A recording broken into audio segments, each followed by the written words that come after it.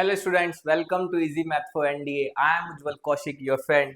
जो भी students NDA की प्रिपरेशन कर रहे हैं उनके लिए हमारा चैनल बहुत ज़्यादा यूजफुल है, क्योंकि यहाँ हम क्वेश्चन और कॉन्सेप्ट साथ में सीखते हैं।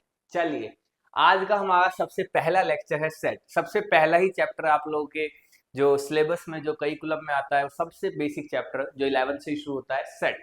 तो हम सेट समझेंगे स्टार्टिंग से, स्टेप बाय स्टेप चीजें समझेंगे। मैं यहाँ पे आप लोगों को थ्योरी पढ़ाऊंगा, थ्योरी के साथ साथ जो आपके प्रीवियस ईयर क्वेश्चन आए हुए हैं शिफ्ट के, उनको साथ साथ डिस्कस करते चलेंगे चैप्टर के बाद में। और एक अलग से मैं आपके सारे पीवाईक्यूज तो डालूंगा ही डालूंगा, जैसे मैंने चैनल पे ऑलरेडी डाल रखे हैं। ठीक है, तो चलिए बिना टाइम वेस्ट करे शुरू करते हैं। सबसे पहला अपना चैप्टर, और चैप्टर का नाम है सेट। तो जानते हैं सेट के बारे में। अब देखो सेट क्या होता है, तो मैं कोशिश करूंगा आप लोगों को कि बिल्कुल इजी लैंग्वेज में समझाऊं, आम भाषा में। जैसे मान लेते हैं कि हम ना किसी मॉल में जाते हैं, ठीक है, हम किसी मॉल में जाते हैं, और मॉल में जाने के बाद हमारे पास, हम वहां पर दो तरह की शॉप देखते हैं। तो हमने एक शॉप देखी जिस शॉप के बाहर लिखा था शू शॉप, ठीक है, और हमने एक दूसरी शॉप देखी जिसके बाहर लिखा था कि आइसक्रीम शॉप। ठीक है, गर्मी बहुत हो रही है ना, तो आइसक्रीम तो बहुत जरूरी है। तो हमने दो तरह की शॉप देखी मॉल के अंदर, एक पे लिखा था शू शॉप, एक पे लिखा था आइसक्रीम। तो जैसे ही हमने ये शू शॉप का बोर्ड देखा, तो एकदम हमारे दिमाग में क्या आया, हमारे दिमाग में एक इमेज आई कि अच्छा, शू शॉप लिखा मतलब इसके अंदर इस तरह का आइटम मिलता होगा, भाई शू मिलते होंगे। अब हो सकता है जेंट्स हो, लेडीज हो, या फिर हो सकता है कि बच्चों के हों, या फिर मीडियोकर जो एज के होते हैं, मिडिल एज के बच्चे हों, उनके हों। ठीक है, स्पोर्ट्स शूज हों, कैजुअल शूज हों, स्नीकर्स हो, ये सब इसके अंदर मिलेगा। ठीक है, यानी कि फुटवियर इसके अंदर मिलेगा हमारे पास। ठीक है, जब हमने एक दूसरी शॉप देखी, उस पर हमें लिखा दिखा आइसक्रीम। तो जैसे ही हमने ये बोर्ड पढ़ा आइसक्रीम पार्लर, तो हमारे दिमाग में क्या आया कि अच्छा, इसके अंदर एडिबल आइटम मिलेगा। क्या मिलेगा, कि चॉकलेट मिल गई, चॉकलेट आइसक्रीम मिल गई, वनीला आइसक्रीम मिल गई, बटर स्कॉच मिल गई। तो इस तरह का आइटम मिलेगा। यानी कि बेसिकली हमने क्या किया, एक कलेक्शन ऑफ ऑब्जेक्ट लिया। क्या किया, एक कलेक्शन ऑफ ऑब्जेक्ट।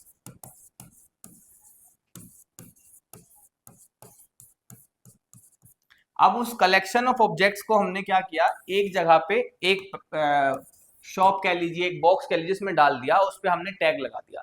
तो उससे हमें क्या पता चला कि जैसे हम उस टैग को पढ़ेंगे तो हमें पता चल जाएगा, अच्छा इसके अंदर इस तरह का आइटम होगा। तो बस सेट भी हमारा वही काम करता है। तो सेट की डेफिनेशन जो हम यूजुअली बोलते हैं कलेक्शन ऑफ ऑब्जेक्ट नहीं, कलेक्शन ऑफ ऑब्जेक्ट तक सेट नहीं आता। इसमें हमें एक बहुत बहुत बहुत इंपॉर्टेंट लाइन ऐड करनी होती है, और वो लाइन है या वो वर्ड है अ, यहाँ पे मैं इसका कलर चेंज कर देता हूं,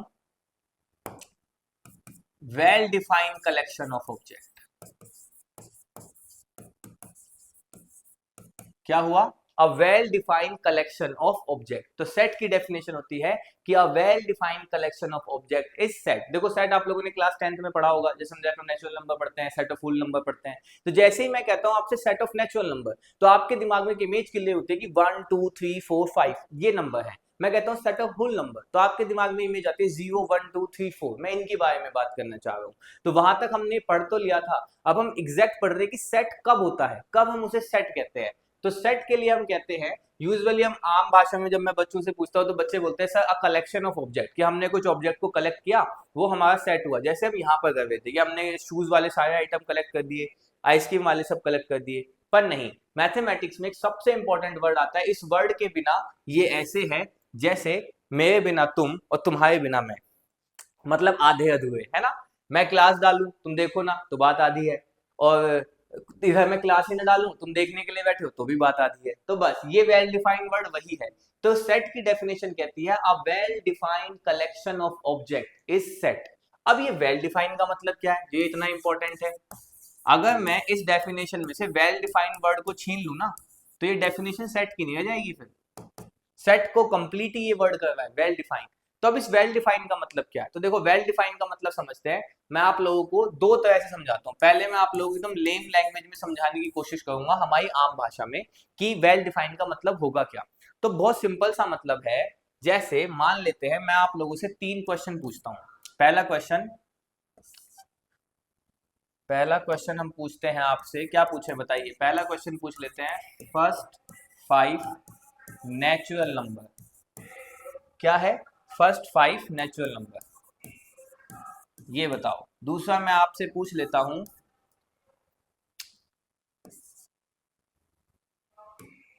दूसरा मैं आपसे पूछ लेता हूं वोवेल्स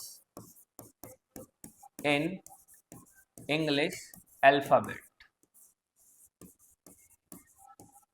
ठीक है। और तीसरा मैं आप लोगों से पूछ लेता हूं नेम ऑफ बेस्ट फ्रेंड।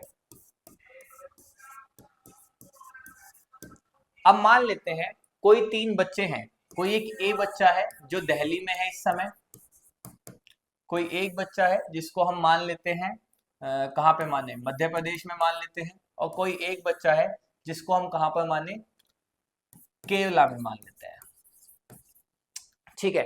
अभी इंडिया के बाहर नहीं जाते हैं, इंटरनेशनल पे भी चले जाएंगे, पहले समझने के लिए डोमेस्टिक में एग्जांपल समझ लेते हैं। तो देखो मान लेते हैं मैंने इस दिल्ली वाले बच्चे से पहला क्वेश्चन पूछा, मैंने इससे पूछा कि बच्चे आप मुझे बताओ सेट ऑफ फर्स्ट, मतलब सेट तो अभी नहीं पढ़ा, collection of first 5 natural number, या फिर आप मुझे पहले 5 नेचुरल नंबर बताओ।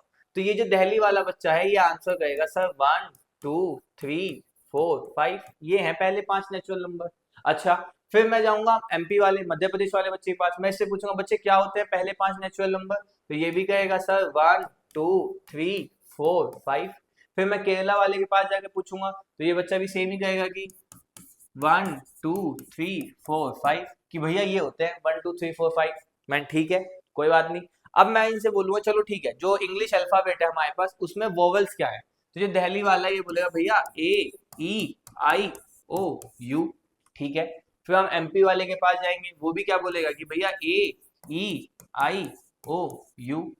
केरला वाले के पास जाएंगे तो वो भी क्या बोलेगा बच्चे, ए ई आई ओ यू, ठीक है। अब तीसरा क्वेश्चन मैंने इससे कहा कि name of your best friend, अपने बेस्ट फ्रेंड का नाम बताओ। तो जब मैं दिल्ली वाले के पास जाऊंगा तो वो अपने बेस्ट फ्रेंड का नाम बताता है, चलिए मान लेते हैं उसने बताया राम और गीता, दो ही नाम ले चलते हैं अभी। जब मैं मध्य प्रदेश वाले के पास गया तो उसने बताया कि भाई मेरे दोस्तों का नाम है अमन, बेस्ट फ्रेंड का, और राहुल। अब मैं तीसरा केरला वाले के पास गया तो उसने बोला मेरे दोस्त का नाम है अयान और अंश, ठीक है, ये नाम उसने बताए। अब हमने जो ये एग्जाम्पल लिया और हमने जो ये तीन बच्चों से बात की, इस पूरे को से हम क्या कंक्लूजन समझ सकते हैं, तो इस पूरे से हमें एक कंक्लूजन क्लियर हुआ कि जब हमने collection of first 5 natural number पूछा, बच्चे से पूछा पहले 5 नेचुरल नंबर बताओ, तो दिल्ली वाले बच्चे ने भी सेम आंसर किया, एमपी वाले ने भी सेम किया और केरला वाले ने भी सेम किया। ऐसे सेकंड आंसर क्वेश्चन का आंसर भी इन तीनों बच्चों ने क्या किया, सेम किया।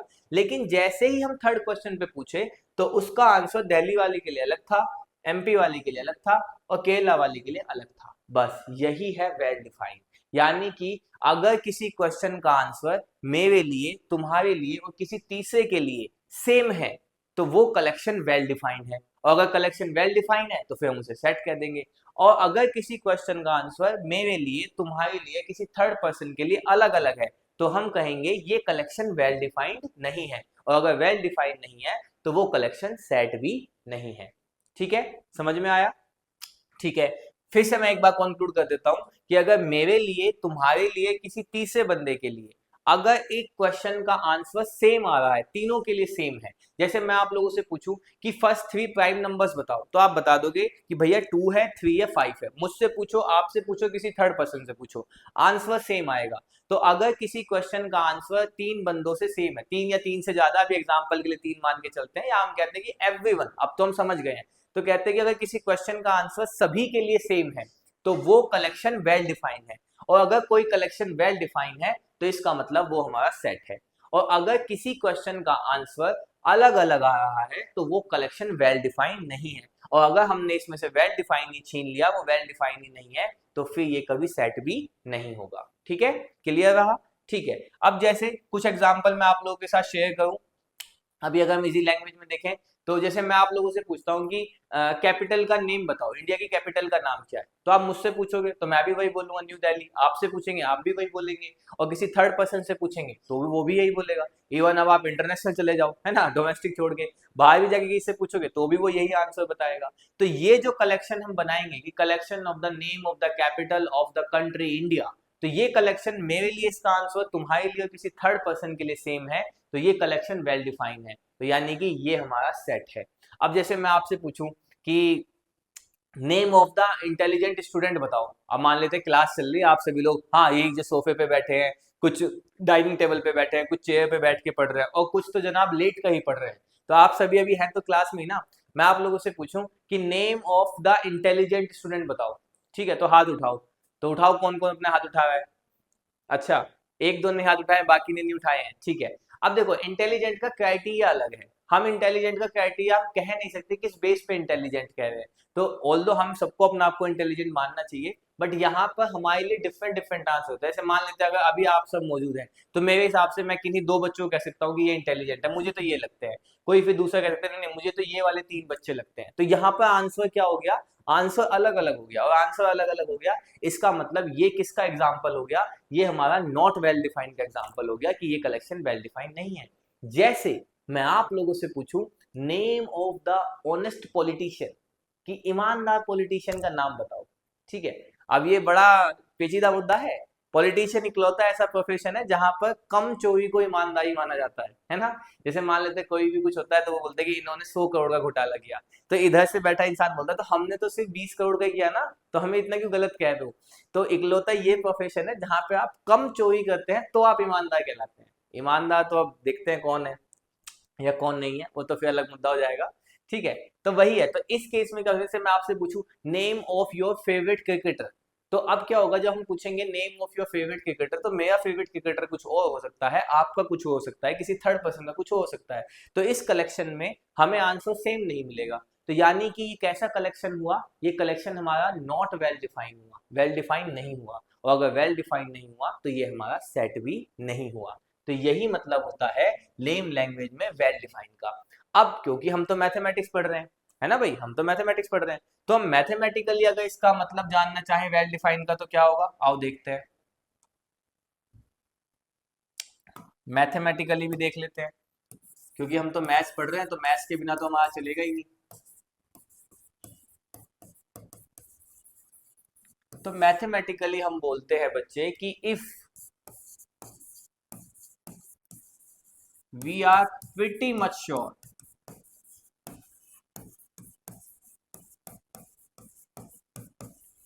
That either element belongs to collection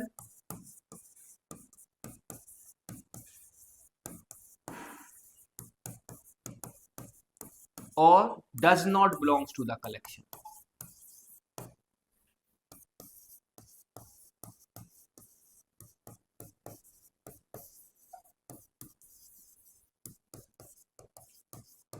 ठीक है, मैथमेटिकली हम कैसे कहते हैं, ठीक है, मैंने इसको भी इजी लैंग्वेज में लिखना चाहा क्योंकि यहाँ पर जो मैं पढ़ाऊंगा बिल्कुल आसान भाषा में हम समझेंगे।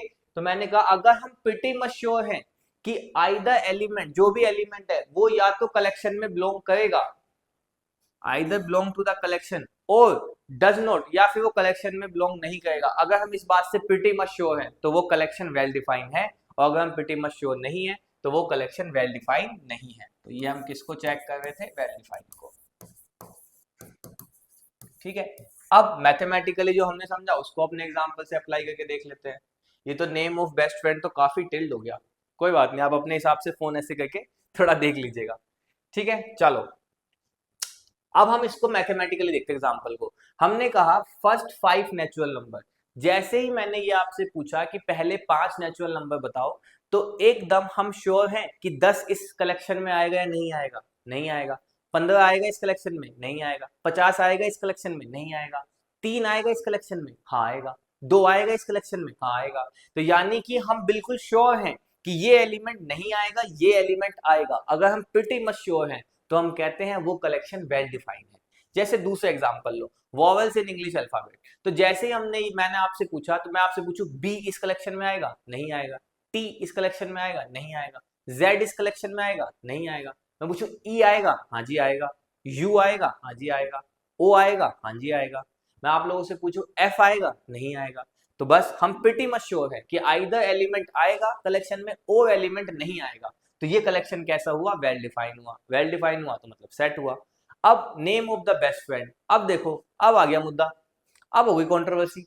जैसे ही हमने कहा name of the best friend, तो ये राम, अब हमें नहीं पता था राम कलेक्शन में आएगा नहीं आएगा, इसके लिए तो राम कलेक्शन में आ रहा है बट इसके लिए तो नहीं आ रहा। मैंने आपसे पूछा name of your favourite cricketer, तो अब इस केस में किसी के कलेक्शन में रविंद्र जडेजा आ जाएगा, किसी के में नहीं आएगा, किसी के में एम एस धोनी आ जाएगा, किसी के में नहीं आएगा। तो अब हम श्योर नहीं है कि ये एलिमेंट आएगा, ये एलिमेंट नहीं आएगा। मैंने आपसे पूछा name of the capital of India, तो अब हम पर्टिकुलर श्योर हैं कि मध्य प्रदेश इसमें नहीं आएगा, उत्तर प्रदेश इसमें नहीं आएगा, केरला इसमें नहीं आएगा, है ना। कौन सा आएगा, न्यू दिल्ली इसमें आएगा, हम श्योर हैं। तो अगर हम प्रीटी मच श्योर हैं कि either element belongs to the set और element doesn't belongs to the set, तो हम कहते हैं कि वो कलेक्शन वेल डिफाइंड है। और अगर हम बता पाते हैं वो कलेक्शन वेल डिफाइंड है, तो हम कहते हैं वो कलेक्शन हमारा सेट है। ये समझ में आया इतनी पूरी कहानी जो मैंने आप लोगों को सुनाई मेरी मुंह जुबानी। चलो तो हमने सेट समझ लिया, ठीक है। ठीक है, तो यानी कि जो हमने कलेक्शन लिखा, तो अगर हम एग्जांपल ले ए इज इक्वल टू, हमने कलेक्शन लिखा ए ई आई ओ यू, ये हमने कलेक्शन लिखा, सेट लिखा। तो हम सेट कह सकते हैं कि इंग्लिश अल्फाबेट्स का, के वोवेल्स का, ठीक है। अब कुछ टर्म समझते हैं जो सेट में यूज होती हैं।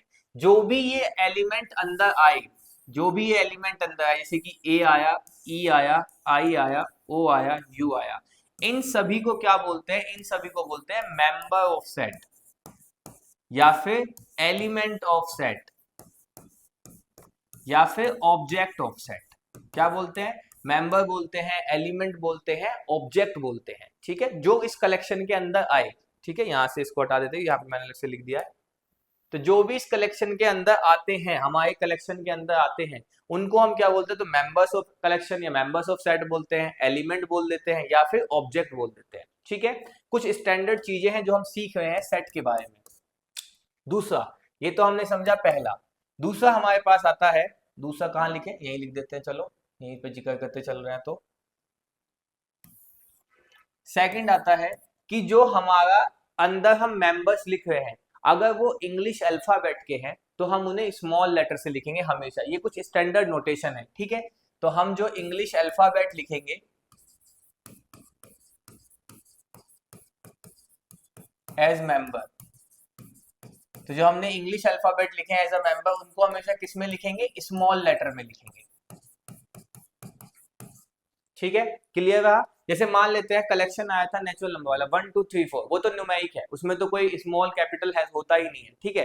अब ये कलेक्शन आया ए ई आई यू वाला, ये अल्फाबेट का कलेक्शन है, तो इसको हम स्मॉल में लिखेंगे। अब जैसे मान लेते हैं कलेक्शन में राम श्याम घनश्याम, ये 3 नाम आ रहे होते हैं, ठीक है। तो राम का नाम जो है वो पूरा एक ऑब्जेक्ट है, अब उसको हम एज अ ऑब्जेक्ट ट्रीट करेंगे, उसको हम एज अ नोटेशन ट्रीट करेंगे, तो फिर राम को राम ही लिखेंगे। तो कंफ्यूज मत होना, कई बार बच्चों का डाउट होता है, मान लो मैंने ये लिखा राम, इस कलेक्शन में राम और श्याम बिलोंग कर रहे थे, तो बच्चे कहते हैं कि सर आपने कहा था कि इंग्लिश नोटेशन जो आएंगे इंग्लिश अल्फाबेट्स को तो हम हमेशा स्मॉल में लिखेंगे, तो आप ये कैपिटल में क्यों लिख गए।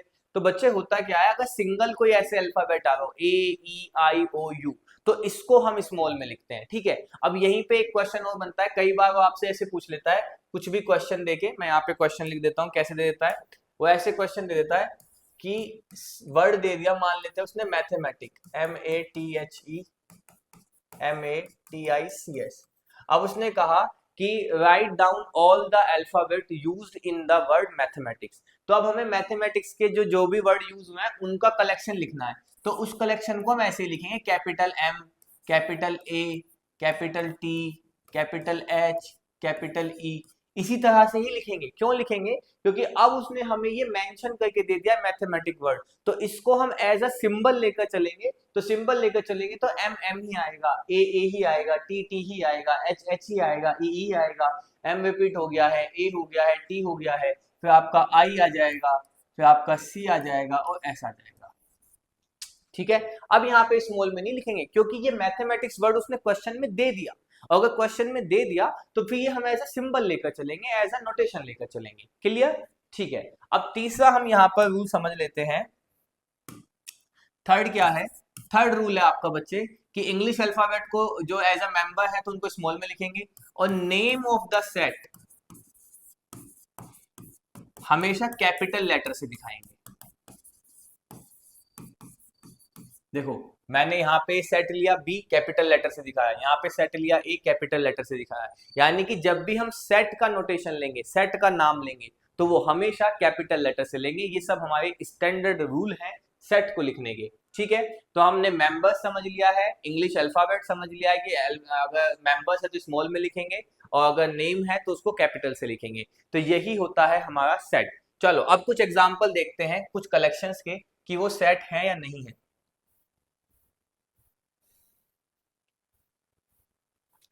चलो देखते हैं कि कुछ कलेक्शन को कि वो सेट है या नहीं है।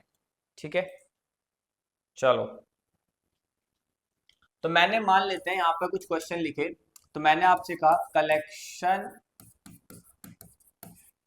Of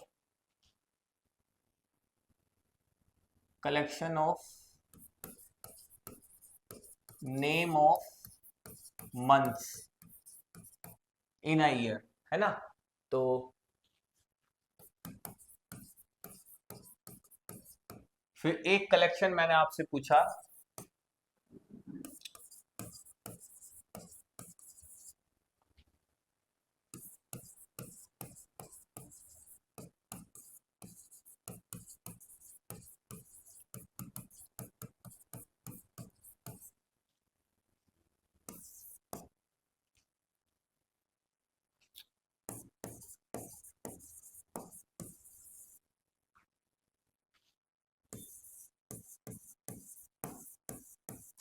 name of good looking student.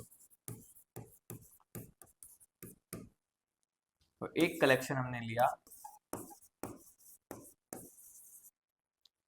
Name of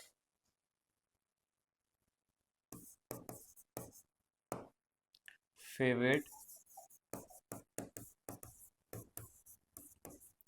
ice cream. ये हमने चार कलेक्शन लिए। पहला कलेक्शन लिया collection of the name of the months in a year, कि एक साल में जो हमारे मंथ्स आते हैं उनका मुझे आप क्या बताओ, नाम बताओ। तो मुझे क्या बताना था, उनका नाम बताना था। तो ये वाला जो कलेक्शन है, अच्छा बताना क्या है कि ये कलेक्शन सेट है या फिर नहीं है। तो collection of name of the months in year, तो अगर आप मुझसे पूछोगे तो जनवरी फरवरी मार्च से लेकर दिसंबर तक, आपसे पूछोगे आप भी यही बताओगे, थर्ड पर्सन से पूछोगे थर्ड पर्सन भी यही बताएगा। तो हम इसको लेम मेथड से वेरीफाई कर गए, तो ये कलेक्शन वेल डिफाइन है। वेल डिफाइन है तो ये कलेक्शन सेट होगा। मैथमेटिकली देखना है, जैसे ही आया हमें एकदम पता लगे जनवरी से लेकर दिसंबर सिर्फ यही इसके अंदर आएंगे। संडे मंडे नहीं आएगा, मैं आपका नाम नहीं आएगा, ये मोबाइल चार्जर नहीं आएगा। तो हम क्लियर है कि कौन सा एलिमेंट आएगा कौन सा नहीं आएगा। तो ये कलेक्शन वेल डिफाइन है, और अगर कलेक्शन वेल डिफाइन है तो वो कलेक्शन सेट हो गया। Name of the current prime minister of India भी लिख देते हैं, चलिए। और ना पूछेंगे सर कहाँ की बात कर रहे हो, अभी current prime minister of India की बात करते हैं। ठीक है, तो इस कलेक्शन में अब अगर लेम लैंग्वेज में पूछो, मैं मुझे भी पता है मेरा आंसर भी वही होगा, आपका आंसर भी वही होगा, किसी थर्ड पर्सन का आंसर भी वही होगा। तो लेम लैंग्वेज से हमने कहा कलेक्शन कैसा है, वेल डिफाइन है। अब मैथमेटिकली देखें तो हम इमीडिएट क्लियर हैं कि भाई अगर इसमें तुम पूछो उज्जवल कौशिक तो इस कलेक्शन में नहीं आएगा। मान लेते हैं आपका नाम है अरुण गोस्वामी, आप इस कलेक्शन में नहीं आओगे। ठीक है, तो यानी कि ये कलेक्शन कैसा है, वेल डिफाइन है। अब वेल डिफाइन है तो यानी कि ये कलेक्शन सेट है। अगला मैंने कहा name of good looking students. अब बताओ, हाँ वही जो तुम सोफे पे बैठ कर पढ़ रहे हो, बताओ ये कलेक्शन वेल डिफाइन होगा कि नहीं होगा, बोलो बोलो। Name of good looking student, हाँ। अब इसमें क्या होगा, अलग अलग बच्चों के हिसाब से आंसर अलग अलग होगा। मान लीजिए अगर यहाँ पे होता name of good looking maths teacher, तो उसमें तो मेरा नाम आ ही जाता, उसमें क्या दिक्कत थी। वो तो फिर मान के चलिए कलेक्शन वेल डिफाइन ही है। सभी जानते हैं एक ही मैथ्स का टीचर जो है और बहुत गुड लुकिंग है, जो अभी अभी एनडीए को उसने थ्योरी पढ़ानी शुरू करी है, तो डेफिनेटली उसमें मेरा नाम आ जाएगा। ठीक है, तो देखो बीच बीच में अपनी तारीफ करते रहा करो। अच्छा, अपनी तारीफ करने के पीछे मैं लॉजिक ही बताता हूँ, कोई वो करता नहीं है यार। मैंने देखा है, मतलब बहुत पास से लोग ना मतलब तारीफ करने से बचते हैं। आपको अगर जली कटी सुनानी होगी, आपको अगर हेट स्पीच देनी होगी, कुछ गंदा कहना होगा तो तुरंत कह देंगे, मुंह पे कह देंगे। लेकिन आप कुछ अच्छा करो अप्रिशिएट ही नहीं करते। तो मैंने उसका ना एक कोड क्रैक किया, खुद की तारीफ खुद करके खुश हो जाओ कि हाँ हाँ बढ़िया। चलो, तो name of good looking student. अब लेम लैंग्वेज में देखें तो मेरे लिए आपके लिए किसी थर्ड पर्सन के लिए इसका आंसर अलग अलग हो सकता है। तो ये कलेक्शन वेल डिफाइंड नहीं है, और अगर वेल डिफाइंड ही नहीं है तो ये कलेक्शन सेट भी नहीं है। इसी तरह से नेम ऑफ फेवरेट आइसक्रीम भी वेल डिफाइंड कलेक्शन नहीं है, तो ये हमारा सेट नहीं है। ठीक है, क्योंकि मेरे लिए हो सकता है मुझे बटर स्कॉच अच्छी लगती हो, कोई बच्चा हो वो बोल दे कि सर मुझे वेनिला अच्छी लगती है, कोई होगा कि सर मुझे चॉकलेट अच्छी लगती है, ठीक, किसी को पिस्ता अच्छी लग सकती है। तो यहाँ पर ये कलेक्शन जो है वेल डिफाइन नहीं है, और अगर कलेक्शन वेल डिफाइन नहीं है तो वो कलेक्शन हमारा सेट नहीं है। ठीक है, तो अभी तक हमने जो कहानी पढ़ी वो इस एक लाइन को समझने के लिए पढ़ी कि जो हम सेट को शुरू करने वाले हैं उसका डेफिनेशन क्या है, उसका यूज क्या है। तो पहले हमने देखा कि हम एक तरह के ऑब्जेक्ट को पकड़कर कलेक्ट करके एक नाम दे देते हैं ताकि हमको क्लियरिटी मिल जाए कि इसके अंदर ये ऑब्जेक्ट होंगे। अब कलेक्शन तो किया, बट हर कलेक्शन को सेट कह देंगे नहीं।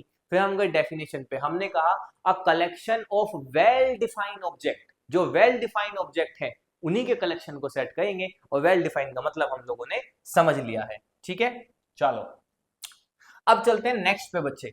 अब हम नेक्स्ट पे चल तो हैं, पर नेक्स्ट पे सीखेंगे क्या? हम सीखेंगे यहां पर फॉर्म ऑफ सेट।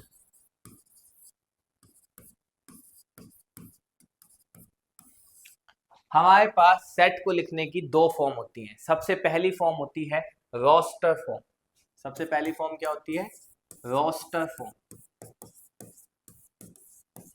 ये सब आप लोगों की बुक में लिखा हुआ है, कंटेंट में लिखा हुआ है, पीडीएफ में लिखा हुआ है, पर समझ में नहीं आ रहा है। समझ में अब आएगा क्योंकि भैया पढ़ा रहे हैं। ठीक है, रोस्टर फॉर्म क्या होती है? तो देखो, रोस्टर फॉर्म होती है कि रोस्टर फॉर्म में हमें each element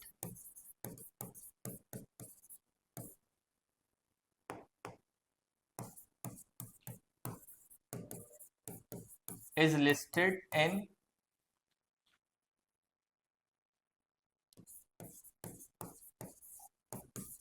curly braces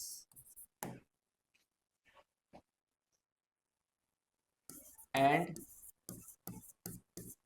separated by commas।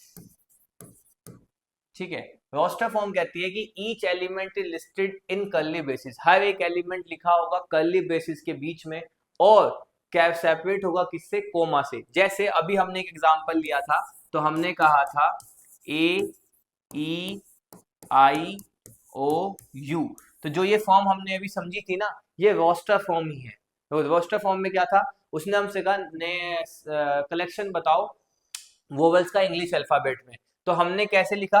हमने सबसे पहले लिखने का तरीका मैं आप लोगों को बता देता हूँ कैसे लिखते हैं। ठीक है, ये तो मैंने डायरेक्ट लिख दिया, चलो मैं बता देता हूँ कैसे लिखते हैं। तो अगर हम रोस्टर फॉर्म में लिख रहे हैं तो सबसे पहले कर्ली ब्रेसेस लगाएंगे, सारे के सारे एलिमेंट कर्ली ब्रेसेस के बीच में आएंगे। इवन पूरे सेट में ऐसा होता है, जब भी हम सेट लिखेंगे तो हमेशा कर्ली ब्रेसेस के बीच में ही लिखेंगे। ठीक है, सेट लिखा जाता है कर्ली ब्रेसेस के बीच में, यही सेट की नोटेशन है। ठीक है, तो सबसे पहले कर्ली ब्रेसेस लगा ली। अब हमसे पूछा क्या उसने? उसने कहा इंग्लिश अल्फाबेट के जो वोवेल्स हैं उनके नाम बताओ। तो मैंने बोला कि ए है, ई है, आई है, ओ है, यू है। अब उसने कहा था हर एक एलिमेंट को कोमा से सेपरेट करो, तो ले लो, कर दिया सेपरेट, बस लिखा गया सेट की रोस्टर फॉर्म। यही है रोस्टर फॉर्म। जैसे मैं आप लोगों से पूछूं कि आप मुझे collection of first 5 even number बताओ ग्रेटर देन 10, 10 से बड़े 5 इवन नंबर, तो आप कहोगे कि भैया 12 है, फिर आपका 14 है, फिर 16 है, फिर 18 है, फिर 20 है, और यहाँ पे कर्ली ब्रेसेस बंद कर दोगे। अब सारे, एक तो देखो ईच एलिमेंट लिस्ट करने होते हैं, सारे एलिमेंट लिखने होते हैं, और उसके बाद एलिमेंट को सेपरेट कर देना होता है कॉमा से। तो ये जो फॉर्म होती है, इस फॉर्म को बोलते हैं रोस्टर फॉर्म। क्या बोलते हैं इस फॉर्म को? Roster form. ठीक है, चलो अब रोस्टर फॉर्म समझ ली, अब समझाता हूं सेट बिल्डर फॉर्म क्या होती है। फिर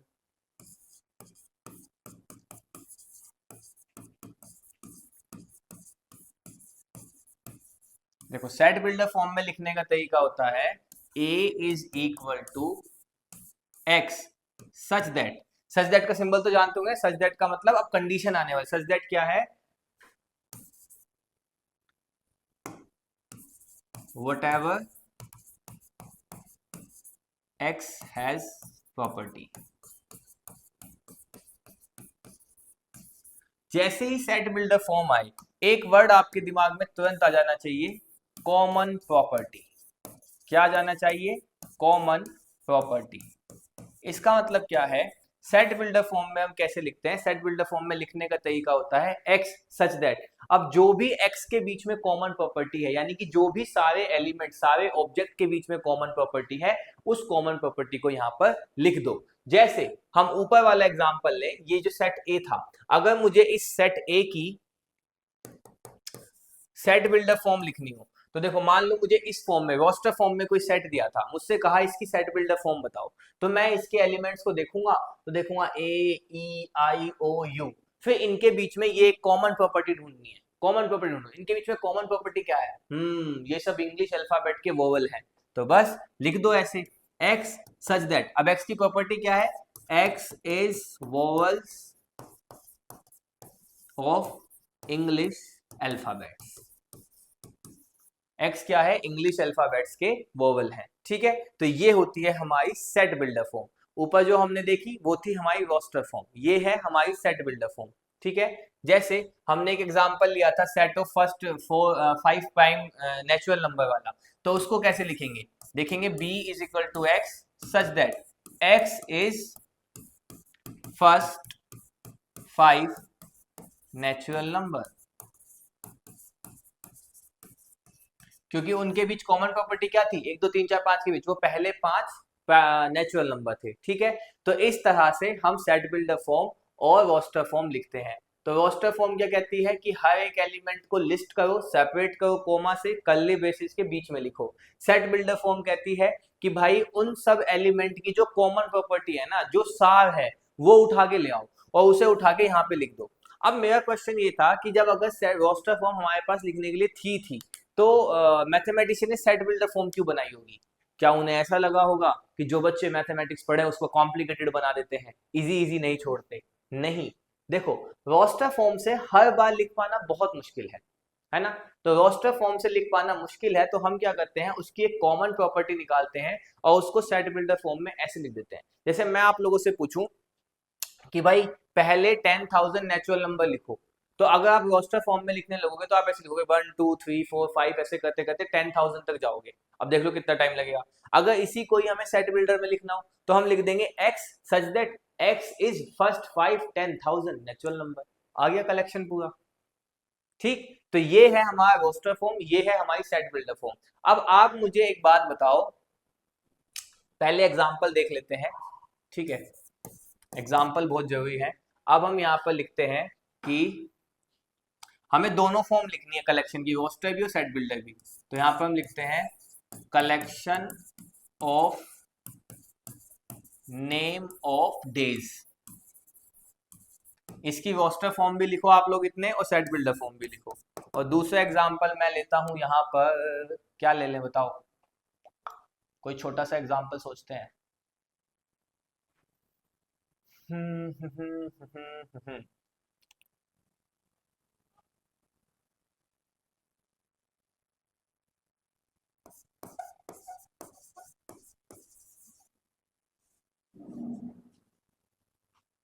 नेम ऑफ, किसका नाम पूछें जो छोटे से आ जाए, चलो यार बात ही खत्म करते हैं।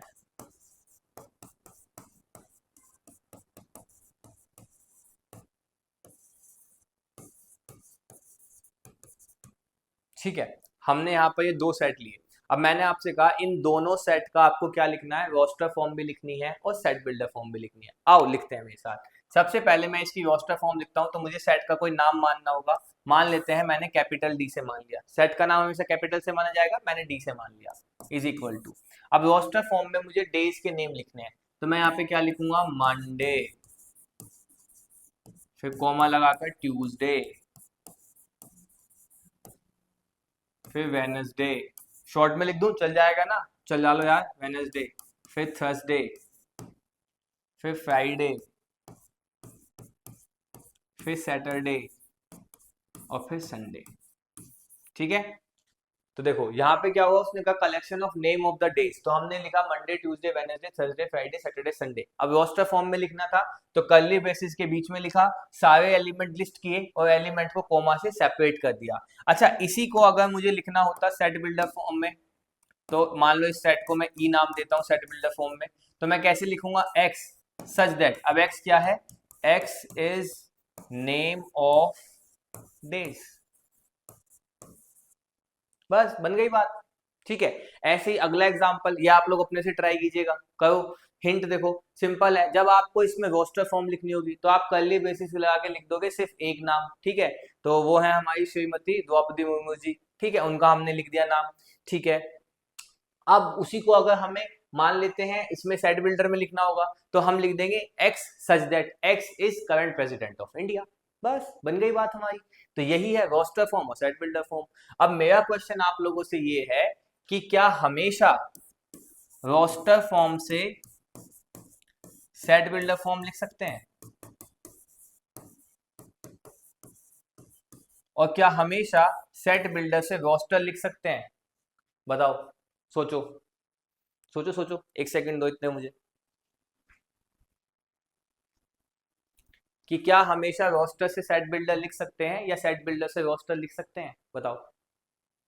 देखो, इसका भी आंसर है आपका जो आयो आयो, मैं यहाँ पे आंसर बताता हूं, मे और मे नॉट भी।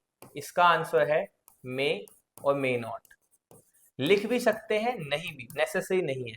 ऐसे ही सेट बिल्डर से रोस्टर भी मे और मे नॉट, लिख भी सकते हैं, नहीं भी। मतलब रोस्टर से सेट बिल्डर जरूरी नहीं है हर बार लिख पाए, लिख भी सकते हैं, नहीं भी। और सेट बिल्डर से रोस्टर ये भी जरूरी नहीं है कि हर बार लिख पाए, लिख भी सकते हैं और नहीं भी। आओ इसको एक एग्जाम्पल की मदद से समझते हैं ऐसा क्यों हो रहा है। ठीक है, आओ समझते हैं। तो हमने मान लेते हैं, पहले हम एग्जाम्पल ले रहे हैं कि हम अपने क्वेश्चन को रोस्टर से सेट बिल्डर में बदल रहे थे। अब मे और मे नोट का केस है, तो यहाँ पे इसका मे केस ले लेते हैं कि जहां पे हम बदल पाए। ठीक है, तो बदल पाए तो इसके एग्जांपल तो हमें पता है कि रोस्टर फॉर्म का सबसे सिंपल एग्जांपल हमने लिया कि हमने सेट ले लिया ए ई आई ओ यू। रोस्टर फॉर्म है, कर्ली बेसिस के बीच लिखा है, हर एलिमेंट को लिखा है और सेपरेट किया है कोमा से। ठीक है, अब ये हमें रोस्टर फॉर्म गिवन थी, इसकी हमें सेट बिल्डर लिखनी है। तो हम जानते हैं इसकी सेट बिल्डर लिखनी, कैसे लिख दोगे? लिख दो x such that x is vowels of English alphabet, लिख दिया। ठीक है, तो ये तो वो वाला केस है जब रोस्टर से सेट बिल्डर लिख पा रहे हैं। अब मैं आपको एक केस वो बताता हूं जहां पर हम नहीं लिख पाएंगे। आओ, अब मे नोट का केस ढूंढते हैं। अब मे नोट का केस है जहां पर नहीं लिख पाए। मान लेते हैं हमें कोई सेट दिया था 3632 414/322 और 1 लगा दो इसके आगे, 963 अपॉन 221132। चलो, अब हमें कोई ये सेट दिया था रोस्टर फॉर्म में और उसने हमसे कहा इसकी सेट बिल्डर फॉर्म लिखो। अब मैंने कहा था जैसे ही सेट बिल्डर फॉर्म आए हमें सिर्फ एक वर्ड दिमाग में रखना है, और वो वर्ड क्या है हमारा? वो वर्ड है हमारा बच्चे कॉमन प्रॉपर्टी। तो अभी अगर मैं इन सब के बीच में कोई कॉमन प्रॉपर्टी ढूंढने जाऊं तो कोई कॉमन प्रॉपर्टी आपको लग रही है? कुछ इनमें कॉमन मिल रहा है? नहीं मिल रहा। बताओ क्या कॉमन है इनमें? कुछ भी कॉमन नहीं मिल रहा है। तो इस केस में अगर हमारे पास कोई कॉमन प्रॉपर्टी ही नहीं आई तो उस केस में हम रोस्टर से सेट बिल्डर नहीं लिख पाएंगे, क्योंकि सेट बिल्डर में लिखते कैसे हैं? X such that whatever the x holding property. अब एक्स कोई प्रॉपर्टी ही होल्ड नहीं कर रहे तो क्या लिखें? तो ऐसे केस में हम नहीं लिख पाएंगे। ठीक है, चलो अब इसका दूसरा एग्जांपल समझते हैं। इसका दूसरा एग्जांपल समझते हैं कि अब हम क्या करेंगे बच्चे, अब हम सेट बिल्डर से रोस्टर पे जाएंगे। पहले रोस्टर से सेट बिल्डर गए थे, अब सेट बिल्डर से रोस्टर जाएंगे। यहां पर भी वही केस है, मे और मे नोट। हो भी सकता है बदल पाए, नहीं भी हो सकता। जैसे पहला एग्जांपल मैंने आप लोगों से लिया, वही ले लेते हैं, ऊपर वाले को कॉपी कर लेते हैं कि हमने कहा E is equal to x such that x is vowels of English alphabet. शुरुआत में मैं कॉमन एग्जांपल इसलिए भी लेता हूँ कि एक बार अगर हमारे दिमाग में फिक्स एग्जांपल सेट हो गए ना तो हम बार बार वेरीफाई कर पाते हैं। ठीक है, एक बार हम अपनी डेफिनेशन के साथ कुछ particular standard examples, easy examples को सेट कर लें ताकि हम बार बार उनके बेस पे डेफिनेशन रिकॉल कर पाए। अब हमने कहा इंग्लिश अल्फाबेट है वॉवल्स के, अब अगर इसकी रोस्टर फॉर्म लिखनी हो तो ए ई आई ओ यू, कर्ली ब्रेसेस के बीच में सारे एलिमेंट लिख दिए और हर एलिमेंट को सेपरेट कर दिया कॉमा से, बात बन गई। अब मे नोट का केस क्या है? मे नोट का केस है, मे नोट का तो बहुत सिंपल केस ले लेते हैं, G is equal to x such that x is a real number. लो भैया, अब हमने कहा एक सेट है एक्स सच दैट एक्स क्या है? एक्स एक रियल नंबर है। अब इस रियल नंबर को तुम अगर रोस्टर फॉर्म में लिखने जाओगे तो क्या होगा, तुम्हारा बुढ़ापा आ जाएगा, शायद तुम्हारे पोते भी हो जाए, तब तक भी तुम लिखते रहोगे, शायद उनके भी पोते हो जाए, जब तक भी वो लिखता ही रहेंगे सेट, क्योंकि वो कभी खत्म ही नहीं होने का। ठीक है, तो इस एग्जाम्पल में हमारे पास सेट बिल्डर फॉर्म तो है, बट हम उसकी रोस्टर को नहीं लिख पाएंगे क्योंकि रोस्टर फॉर्म बहुत बड़ी है। तो इसीलिए जब हमारे पास रोस्टर फॉर्म थी तो सेट बिल्डर फॉर्म जो मैथमेटिशियन थे उन्होंने इसलिए ही बनाई होगी या इसलिए ही सोची गई होगी कि हर बार एलिमेंट को लिख पाना रोस्टर फॉर्म में बहुत मुश्किल है। तो अगर हम उनके बीच कुछ कॉमन प्रॉपर्टी ढूंढ पाते हैं तो हम बड़े से बड़ा सेट सिर्फ एक लाइन में लिख सकते हैं। तो यही थी हमारी सेट बिल्डर फॉर्म और रोस्टर फॉर्म। ठीक है, चलो अब इसके बाद चलते हैं नेक्स्ट टाइप ऑफ सेट पे। चलो आज की क्लास को यहीं पे खत्म करते हैं, अगली क्लास में हम लोग शुरू करेंगे type of set. Thank you, slide थी कहाँ गई? अरे हमारी स्लाइड ही मिस हो गई, बताओ। चलो, तो मैं यहाँ पे आपको बता देता हूँ नेक्स्ट क्लास में हम लोग क्या पढ़ेंगे, ये बहुत जरूरी है, अगली बार से हम बना कर भी लाएंगे। नेक्स्ट लेक्चर क्या है हमारा, नेक्स्ट लेक्चर में हम पढ़ेंगे टाइप ऑफ फंक्शन, नहीं टाइप ऑफ सेट, फंक्शन पे कहाँ पहुंच गए। Empty set, singleton set, finite set, infinite set, equal set, equivalent set, power set, subset, सब पढ़ेंगे। तो अगली क्लास में हम कंटेंट शुरू करेंगे यहाँ से। और क्योंकि अब ये मैं आपको जो पढ़ा रहा हूँ वीडियो की तरह नहीं, क्लास की तरह पढ़ा रहा हूँ, तो नेक्स्ट क्लास शुरू करेंगे हम एक छोटे से क्विक रिवीजन के साथ और उसके बाद अपनी वीडियो में आगे चलेंगे। ठीक है, तो चलो फिर आज की क्लास को यहीं पे समाप्त करते हैं। खूब खुश रहिए, पढ़ते रहिए। आपको वीडियो कैसी लगी कमेंट करके जरूर बताइए, क्योंकि मैं हमेशा कहता हूँ फीडबैक हमेशा मैटर करते हैं, फीडबैक ऑलवेज मैटर। क्योंकि होगा क्या, आपके छोटे छोटे सुझाव से चीजें यहाँ पे सुधरने लगेंगी और बच्चों तक और अच्छा कंटेंट जाने लगेगा। तो आप अपने कमेंट बता सकते हैं, वीडियो अच्छी लगी जो भी चीज है जरूर शेयर कीजिएगा। तो इसी के साथ वीडियो को यहीं पे करते हैं खत्म। Thank you very much, have a good day, good night.